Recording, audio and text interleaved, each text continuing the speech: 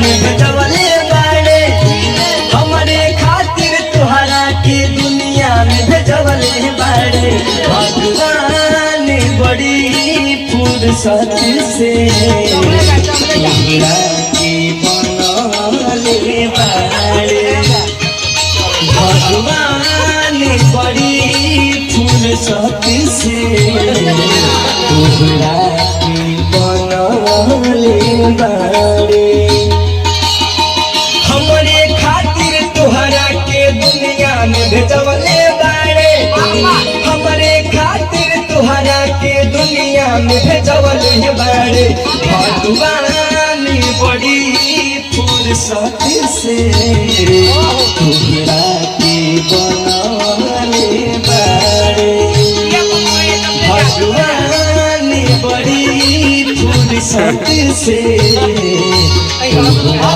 के बनवले बाड़े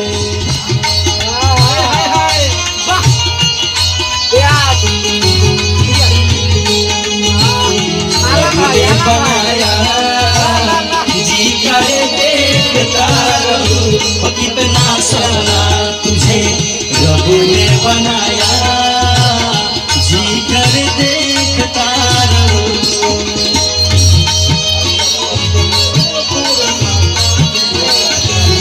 तोहरा के बनवले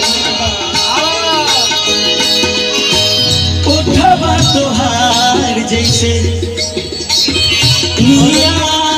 अखिया में प्यारे के समाये बदुनिया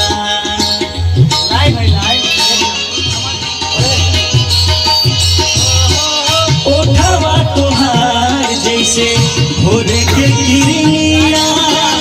अखिया में प्यारे के समाये बदुनिया बिंदिया बुझाला ऐसे जैसे चांद सजवले बाड़े बिंदिया बुझाला ऐसे जैसे चांद सजवले बाड़े भगवान बड़ी फुर्सत से तोहरा के बनवले बाड़े भगवान बड़ी फुर्सत से तोहरा के बनवले बाड़े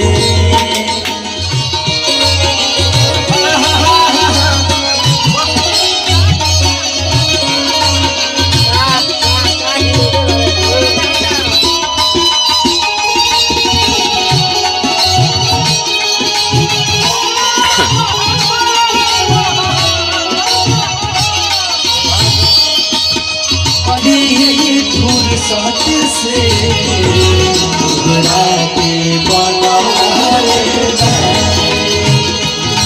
भगवान बड़ी फुर्सत से तोहरा के बनवले केहू के ईमान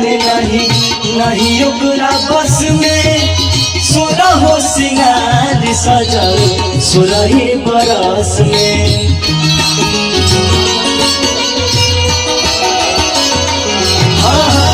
केहू के ईमान नहीं अपना बस में 16 हो सिंगार सजल 16 बरस में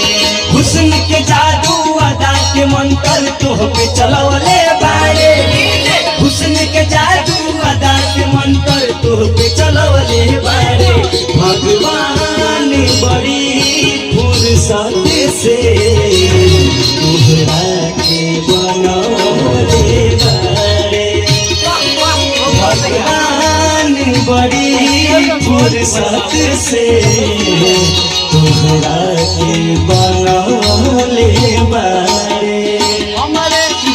हमरे खातिर तोहरा के दुनिया में भेजवले बाड़े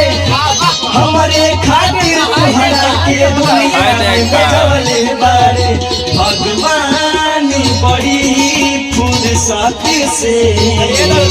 तोहरा के बनवले बाड़े भगवान बड़ी फुर्सत से तोहरा के बनवले बाड़े फुर्सत से तोहरा